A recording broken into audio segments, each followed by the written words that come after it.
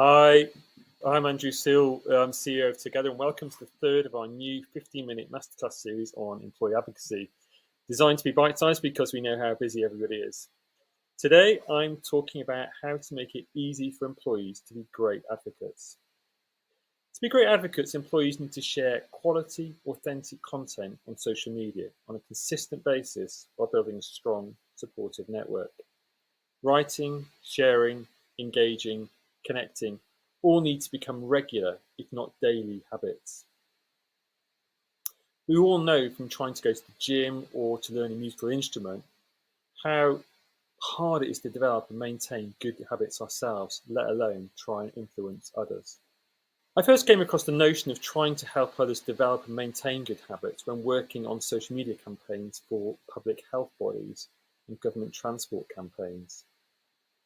In one project, we were commissioned by Brighton and Hove City Council to help influence travel behaviour in the city, specifically encouraging people to drive less and walk, cycle, bus or train more.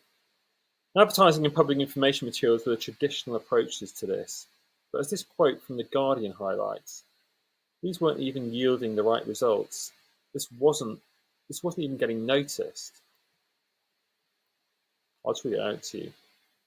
Simply trying to tell people to change or giving them information, expecting them to act on it, may not work if you forget to consider the benefits people derive from certain behaviours.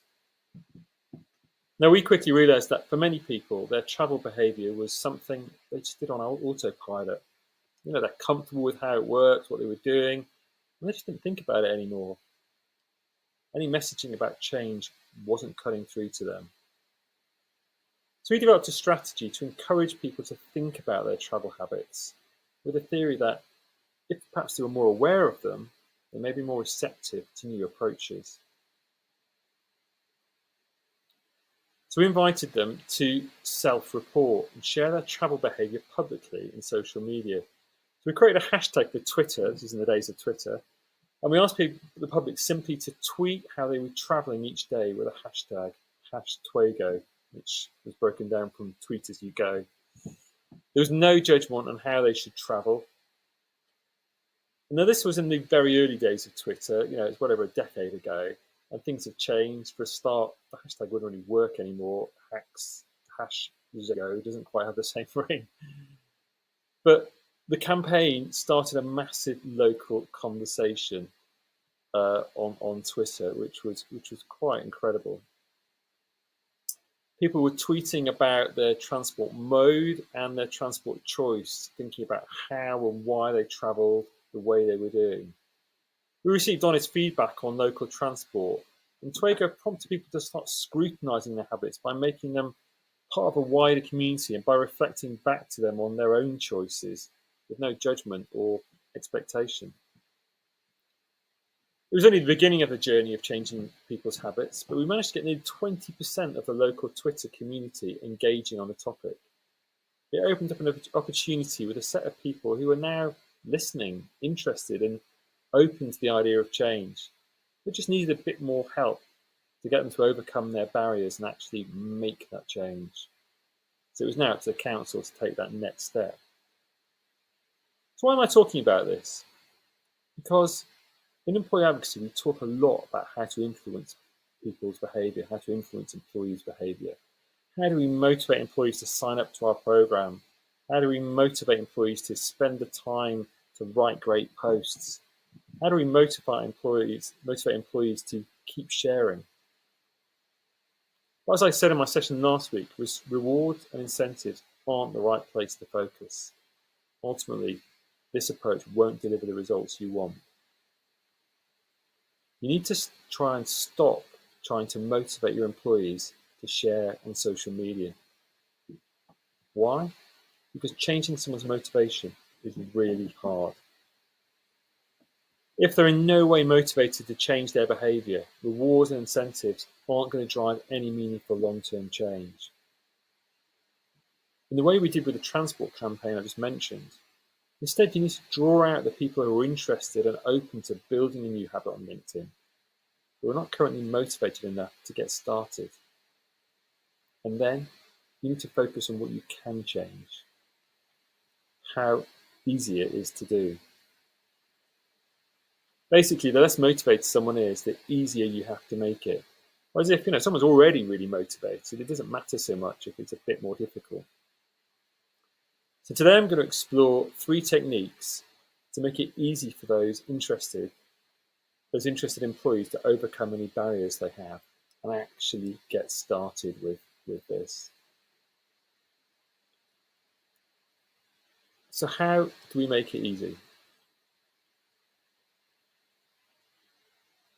As I mentioned at the start, the challenge is how to get employees to write and share quality content on a consistent basis.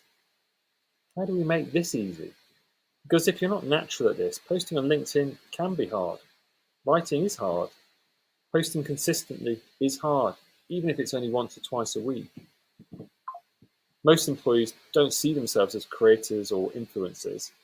They've got a day job that isn't content creation. This is why many brands fall back on employee advocacy platforms, where they provide a load of pre-approved content for employees to share. Now, this might make it easy in the sense that all employees need to do is select a piece of content they want to share and click to share it. Job done. But it's not authentic. It's not necessarily relevant to them or their followers, and it's not really going to help build their network. It won't grow their influence, making this exercise ultimately fairly pointless. And there's no sense of achievement or progress. You simply become a robot for brand content. But there are ways to make it easier and still be authentic. So here's 3 things to consider that will help you do this. Firstly, it's something I learned from Stanford professor B.J. Fogg in his book, Tiny Habits. People often make the desired action too complicated, too hard. Time is often a big barrier. Companies ask their teams to write a long blog article or do a video interview or something. Employers can quickly feel overwhelmed. Even those that are really motivated to do this, it can all become a bit too much. So B.J. Fogg's approach is to make the action you want to happen really small. By making the action you want your team to do small, you make it less scary, less insurmountable, generally much, much more possible. And when I say small, some of the actions could be as small as organizing your feed or writing a comment or finding 3 new contacts. Importantly, small doesn't mean dumbing down. Don't take the route of small, meaning you can just give the employees this content to thoughtlessly reshare with nothing else added. Your small actions need to be moving employees upwards, not keeping them at the same level. The aim really should be to try and get them to be 1% better every day. This is a method you may have come across. I really like it. Because if you become just 1% better every day, and that's a really small amount, it's a really small thing to do, by the end of a year, you'll be 37 times better at what you do. And that's quite incredible. I love this concept really. It's because small steps really are the compound interest of habit building. So rather than get employees to write big complex posts, the solution is to break the actions required into small steps. So for example, you look at it like this, so rather than try and do one big action, for example, writing a big post or a blog article, which can be hard to do for many people, break down the outcome, which is posting, into small parts and achieve one of these parts each day over the week. For example, to write a post, you might come up with some ideas, do some research, write a post outline, draft the post, write a headline, and then edit and reflect on that before you publish. Just achieving one of these small steps successfully means you've started this habit, you're getting that 1% better each day, and you are succeeding, rather than trying to create this huge post on the first day and failing. Secondly, employees need training. So looking at skills and support. If employees have the skills to create posts and the confidence to share regularly, it's going to be so much easier for them to build a habit. This is often where many programs go wrong. Employees don't they get overcome with imposter syndrome, or they're not really sure what to write, or there's lots of things they don't know how to do. So a key goal of any program has to be teaching employees the necessary skills to post authentically online. But more than this, employees need hands-on support. This is where I think kind of coaching and mentoring is actually a better approach. Someone who is there, able to hold their hand, to talk through these challenges and give advice and feedback as they begin posting online on a regular basis. So they're there consistently through this rather than just at the beginning. Another area that's of real value is a community of peers. Finding others, so the employee advocacy, other people on the employee advocacy program who are the same as them, really makes a difference. Being on the same boat and being able to talk to them about it and work through the challenges together can make it so much easier for employees to build this confident, consistent habit.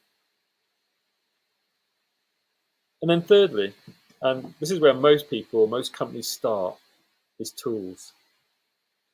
Employee advocacy platforms is often the first go-to for I'm going to start an employee advocacy program. And don't get me wrong, they can be incredibly helpful. If an employee has access to a range of useful brand content every day, it can make it easier to share. But as I mentioned earlier, this alone won't give you the results you're looking for. Employee advocacy platforms are really useful really only once an employee knows how to write their own posts and share their expertise effectively. They're great if an employee knows how to take brand content that you're providing through the platform and add their own professional viewpoint to it, or angle on that story or that document or that report before they share it. Otherwise, the tools can just become part of the problem, not the solution. Another tool that you could use during perhaps a pilot is a workbook. So rather than starting off by giving them a range of posts every day to choose from to share, give employees a workbook with a series of tasks to undertake every day. So this could be part of a platform or an app, but it could also just be independent. It could be a paper-based workbook. But organize and structure this as small daily tasks where each individual action doesn't require too much thought or time.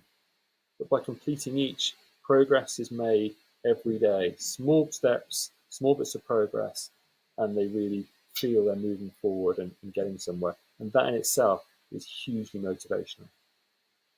So to summarize, you need to make it easy for employees to share and become great advocates by one, making every day's task as small as you possibly can. Secondly, by providing ongoing training and support, holding their hand through this journey as they grow. And thirdly, by providing tools which enhance their skills, not dumb them down. That's it for this week. Thank you for listening. In my next masterclass, we'll be exploring the true value of employee advocacy to a brand, looking at how you give your social media the edge against your competitors. So that'll be the same time next week. Hopefully see you then. Thank you again all for listening, and have a great rest of your day.